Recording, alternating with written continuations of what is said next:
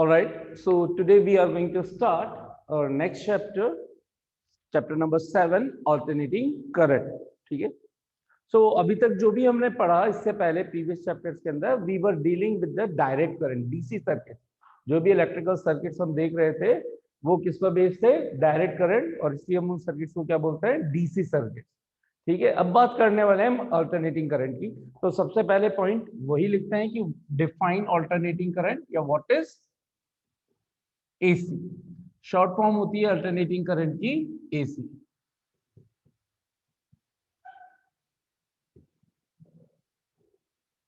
And how it is differ from DC. ठीक है. Direct current, short form direct current की DC. ठीक है.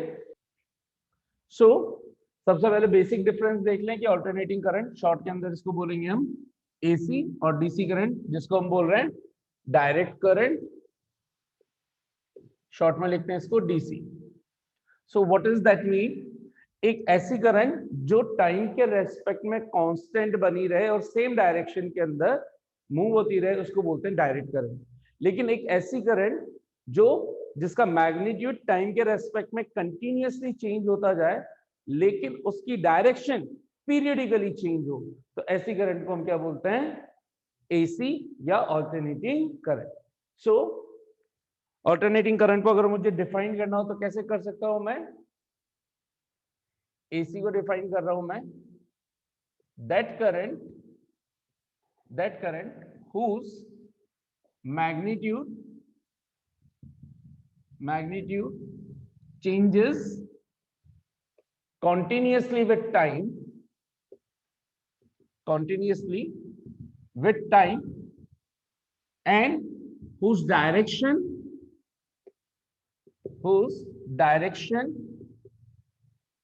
changes periodically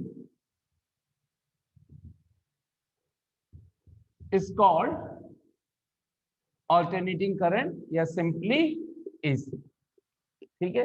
और इस जबकि अगर डीसी को डिफाइन करना है तो while that current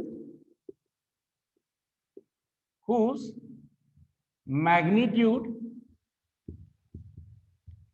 does not change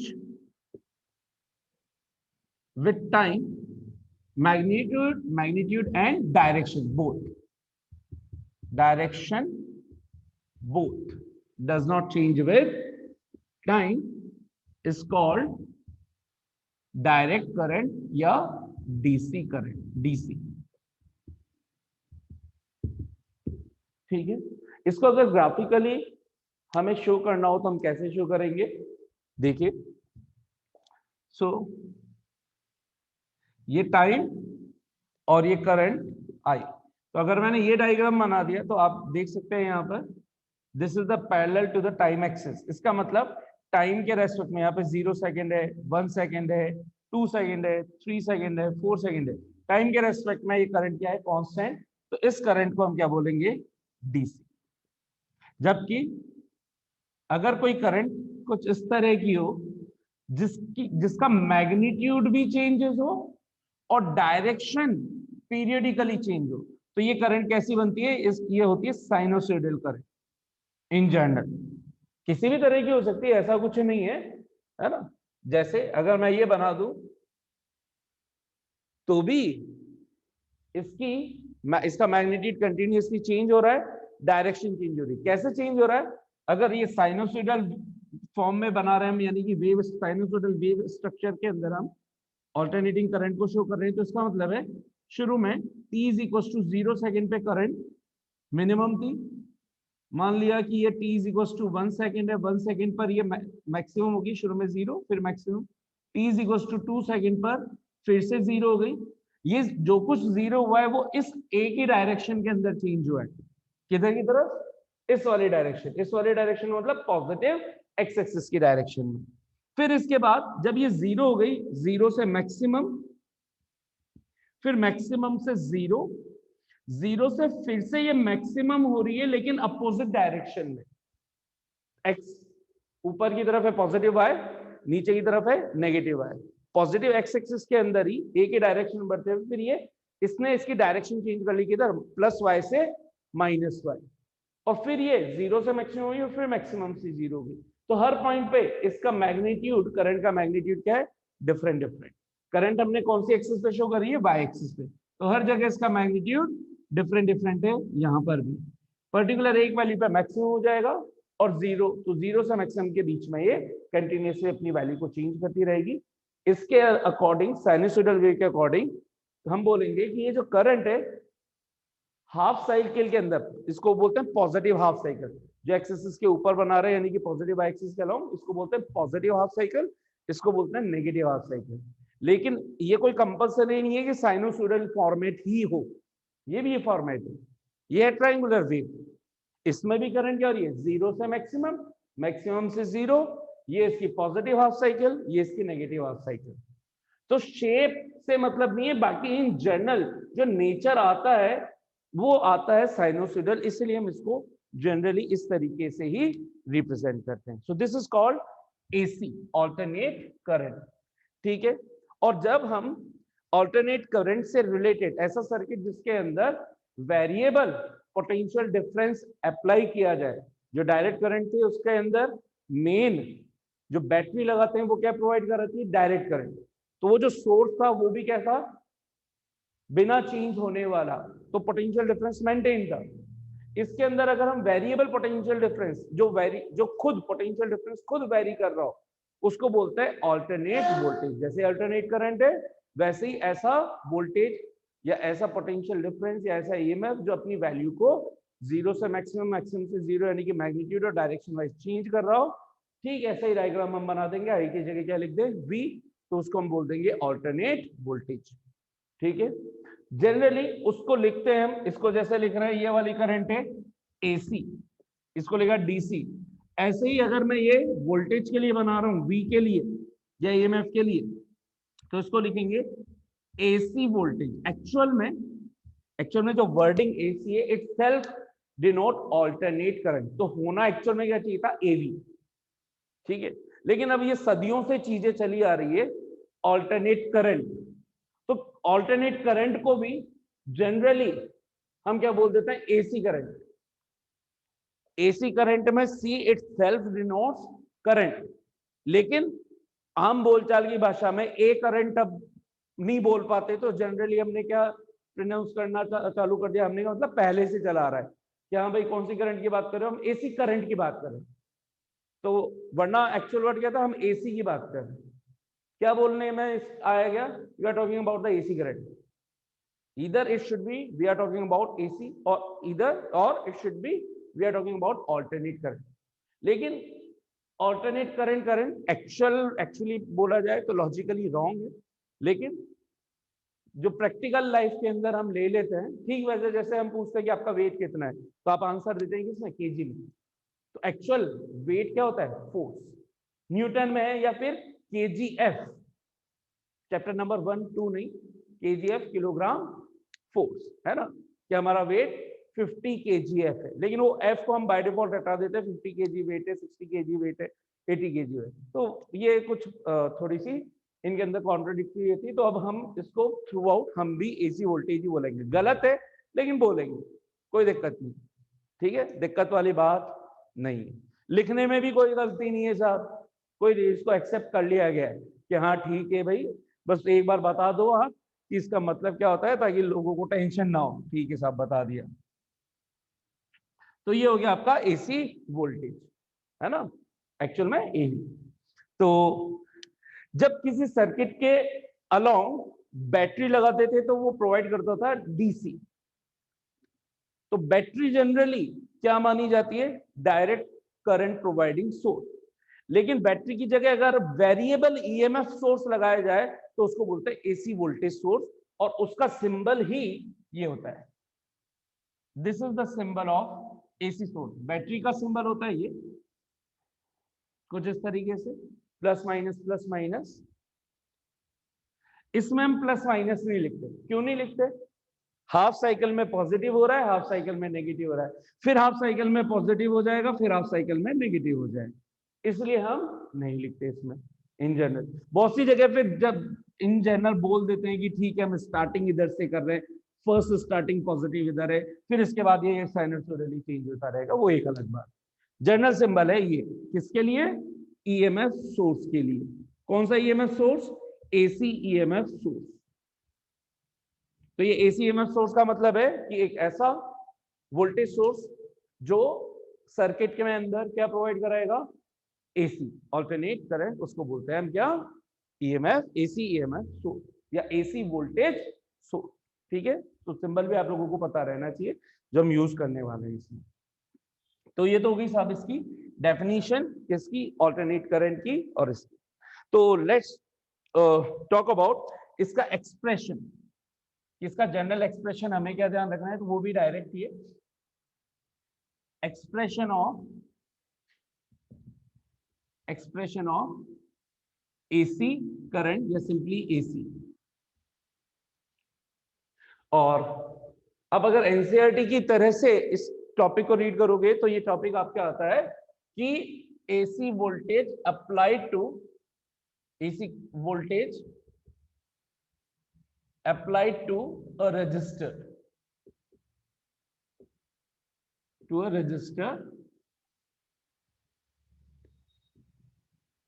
register है ना, किसी रेजिस्टेंस पर एसी वोल्टेज सोर्स को अप्लाई करना। हम बात कर रहे हैं expression of AC voltage source. तो जनरली ये जो करंट होती है आई, जिसको हम अभी कैपिटल आई जनरली डीसी थी, अब इसके अंदर भी हम आई की बात करेंगे क्योंकि एसी जब तक पढ़ रहे हैं तो आई रखेंगे हम, चीजें चेंज हो जाएगी। हमें पता है कि करंट जो प्रोवाइड करवाई जाती है वो हमेशा करंट पहले नहीं आती, पहले कौन आता है? Potential difference. पोटेंशियल डिफरेंस होगा तो चार्ज फ्लो होगा, और चार्ज फ्लो हुआ तो करंट प्रोड्यूस होगी। तो सबसे पहले करंट के आने के लिए किसी भी सर्किट में, ये सर्किट बना देता हूं साहब, let's suppose this is the resistance R and this is the AC voltage source, ये बना दिया मैंने। ठीक है, मान लीजिए स्टार्टिंग करंट इधर से हो रही, ये प्लस माइनस ऐसे दिखा दिया। अब इसमें कंफ्यूजन नहीं होना क्यों दिखा दी, हो गए। ठीक है, अब इसके अंदर ये जो भी करंट आएगी आई इसके थ्रू आ रही है, इसका मतलब ये आई कौन सी है? AC alternate current. ठीक है, अच्छा साहब हमें बताए कि जो एसी सोर्स मिलेगा, ऑल्टरनेट सोर्स मिलेगा, वो कैसे मिल सकता है? तो हमने देखा इससे प्रीवियस चैप्टर के अंदर, ईएमआई के अंदर, इलेक्ट्रोमैग्नेटिक इंडक्शन के अंदर, कि जब भी there is relative motion between magnetic field and coil या conductor, EMF has been induced in the coil. ठीक है, तो इसका मतलब या तो आप कॉइल को स्टेशनरी रखोगे, मैग्नेटिक फील्ड को मूव करवाओगे, या फिर मैग्नेट को मूव फिक्स रख दोगे, स्टेशनरी रख दोगे, और आप किसको? कॉइल को मूव करवा दो, या फिर कॉइल को रोटेट भी करवा दो। अब कॉइल का मतलब सर्कुलर ही नहीं होता, कॉइल का मतलब ये भी होता है।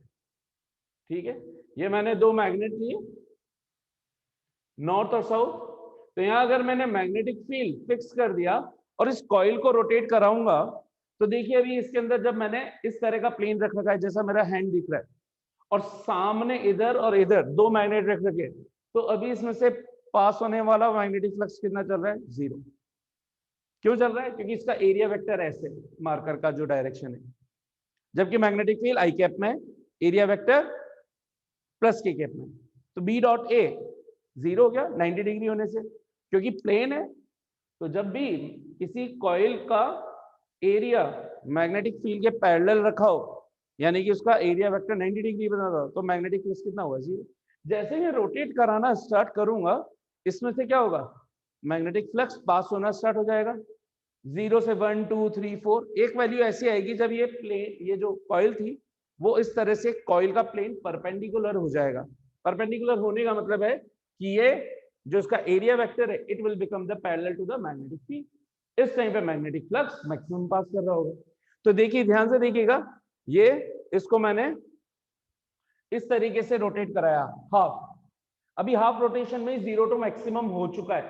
तो अगर मैं पूछूं कि मैग्नेटिक फ्लक्स में चेंज कितना आया, तो 0 था और 0 से फिर मैक्सिमम हो गया, तो मैक्सिमम चेंज आ चुका है।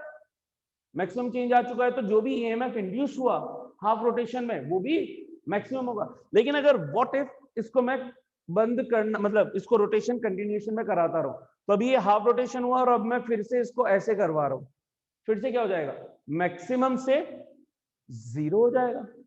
मैक्सिमम से 0 का मतलब भी तो ये है कि अभी भी तो मैग्नेटिक फ्लक्स में चेंज आया है। 0 से पहले 10 मैग्नेटिक फील्ड लाइंस पास कर रही थी, डेल्टा फाई ये हुआ 10 minus 0, final minus initial plus का 10, लेकिन अब मैं बोल रहा हूं 10 से 0 करवा रहा हूं, तो डेल्टा फाई कितना होगा, 10 से 0 हुआ फाइनल माइनस इनिशियल, 0 माइनस 10 तो माइनस का 10, यानी कि अब ये जो ईएमएफ हो गया पहले के अपोजिट डायरेक्शन में इंड्यूस हुआ, लेकिन मैग्नीट्यूड तो उतना ही रहा क्योंकि delta phi upon delta t, we know that by the Faraday's law, E is equal to क्या होता है, delta phi upon delta t, minus Lenz law के अकॉर्डिंग जिस डायरेक्शन में इंड्यूस होता है उसका अपोज करता है। तो एक बार प्लस 10 आएगा तो ये माइनस बन जाएगा सेम टाइमिंग के अंदर, मान लो डेल्टा टी 1 सेकंड का है तो, और एक बार जब माइनस 10 आया तो माइनस माइनस प्लस बन जाएगा, तो प्लस 10 और माइनस 10 का ईएमएफ हमें मिलेगा कब, कंटिन्यूएशन के अंदर। 1 सेकंड मैंने टोटल टाइम बोला, यानी कि हाफ सेकंड में, हाफ सेकंड के अंदर क्या हुआ, हाफ साइकिल के अंदर पॉजिटिव ईएमएफ आया जिसकी वैल्यू 10 आ रही है। नेक्स्ट हाफ साइकिल के अंदर यानी नेक्स्ट हाफ सेकंड के अंदर वैल्यू कितनी आई, माइनस 10, वैल्यू चेंज हो गई, ये रहा 0 से मैक्सिमम, ये पॉजिटिव हाफ साइकिल और ये नेगेटिव हाफ साइकिल। तो जब मैं कंप्लीट 1 रोटेशन करवा चुका हूंगा, ये 0 से, ये कितना हुआ 0 से 90, 90 से पाई, तो ये कितना हो गया साहब, ये वैल्यू हो रही है कम।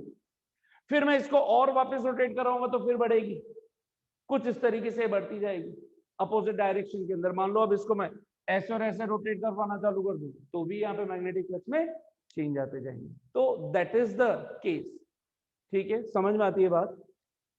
सो अभी ये मेरा हैंड ऐसे था, ये रोटेशन हुआ है अभी 180 डिग्री का, और पूरा वापस ऐसे लाने के लिए 2 पाई का रोटेशन, समझ में आया, ठीक है।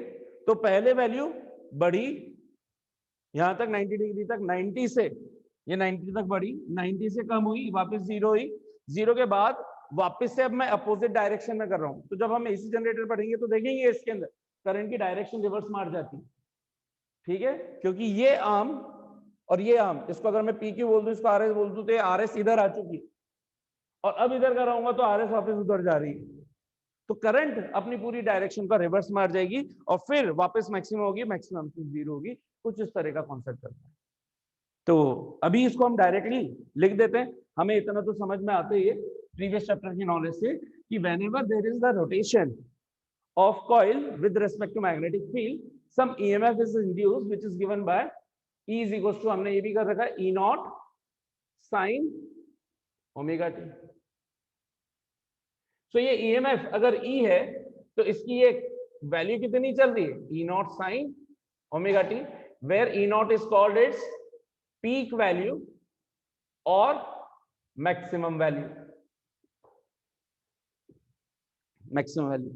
Sign omega T is showing that जो ईएमएफ इंड्यूस होता है वो कैसा वेरी कर रहा है, साइनोसोइडल फॉर्म में वेरी कर रहा है, where omega is the its angular velocity या एंगुलर फ्रीक्वेंसी भी उसको बोला जाता है। अगर ये ईएमएफ मैंने इस सर्किट के 2 टर्मिनल्स पर अप्लाई किया है, ए और बी पर, तो according to the Ohm's law a current should be flowing.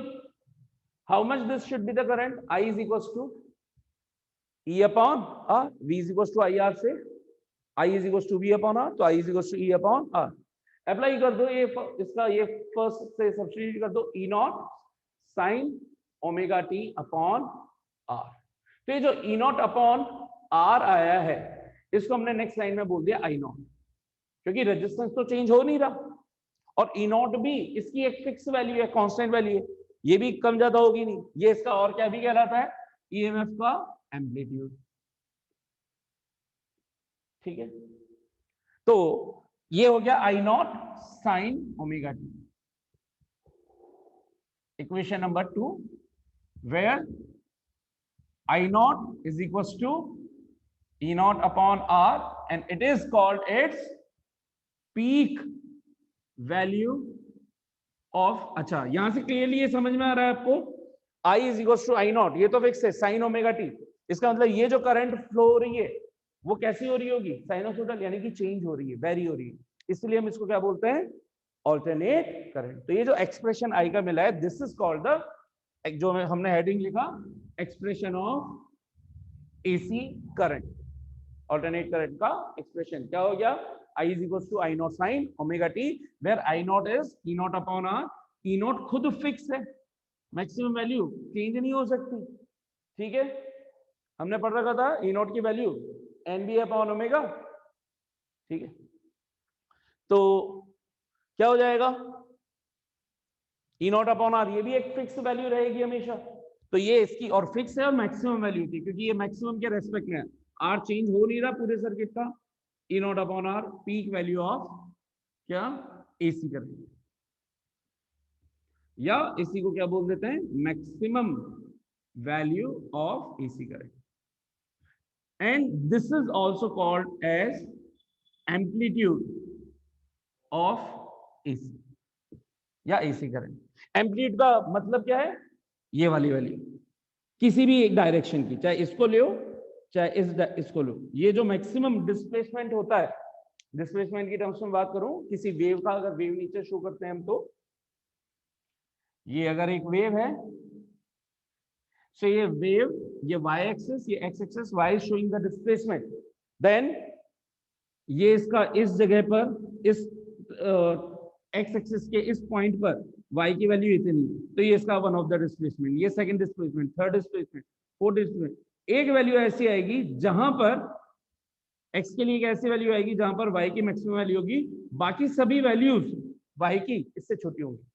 तो जो मैक्सिमम डिस्प्लेसमेंट होता है वेव के अंदर, उस मैक्सिमम डिस्प्लेसमेंट को ही वेव का क्या बोला जाता है, एम्पलीट्यूड, ठीक है। एम्पलीट्यूड का मतलब आता होगा 11वीं ग्रेड के अंदर, आप लोगों ने स्टडी किया होगा, तो नहीं आता तो फिर भी मैंने इसलिए समझा दिया। What is amplitude, maximum displacement of the wave. एक ही वैल्यू हो सकती है बस, इन ईदर डायरेक्शन। इसके अंदर ये वैल्यू होगी और इसमें ये वैल्यू, बाकी सब डिस्प्लेसमेंट इससे छोटे होंगे, इसलिए मैक्सिमम डिस्प्लेसमेंट को। तो इसके अंदर मैक्सिमम डिस्प्लेसमेंट ये, तो ये इसका एम्पलीट्यूड कहलाया, वोल्टेज लिखा है तो वोल्टेज का एम्पलीट्यूड ये या ये या ये, इस तरीके से, ठीक है। भावनाओं को समझना, दोनों तरफ पीक सेम ही है ना, छोटा बड़ा नहीं है, क्लियर। तो आई गेस आप लोगों को एक्सप्रेशन समझ में आ गया होगा। अच्छा, अभी एक चीज और डिस्कस कर लेते हैं यहां पर, क्या आई क्या है, what is I. I is known as instantaneous value। जब भी कोई फॉर्मूला करंट डिपेंड, जब भी कोई फॉर्मूला टाइम डिपेंडेंट बने, वट एवर करंट हो, वोल्टेज हो, फोर्स हो, वट एवर फॉर्मूला, अगर वो टाइम पर डिपेंड करता है, तो टाइम का एक्सप्रेशन उसमें आ रहा है, तो टाइम के रेस्पेक्ट में उसकी जो वैल्यू हम फाइंड कर रहे होते हैं किसी पर्टिकुलर इंस्टेंट पर, वो उसकी क्या कहलाती है, इंस्टेंटेनियस वैल्यू।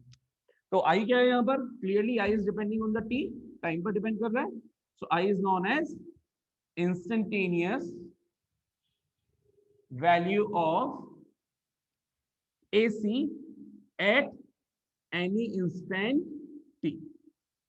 किसी भी instant, at any instant of time t, t time पर जो भी, जैसे टी 1 सेकेंड ले लिया आपने, तो टी की वैल्यू आप 1 सेकेंड रखोगे, टी इज इक्वल्स टू जो भी ले लिया आपने 2 सेकेंड 5 सेकेंड, तो टी की डिफरेंट वैल्यू पे आएगी, डिफरेंट वैल्यू आएगी, that's it, that is called the instantaneous value of alternate current. हाँ भाई, हाउ मेनी पे अंडरस्टूड इट प्रॉपर्ली।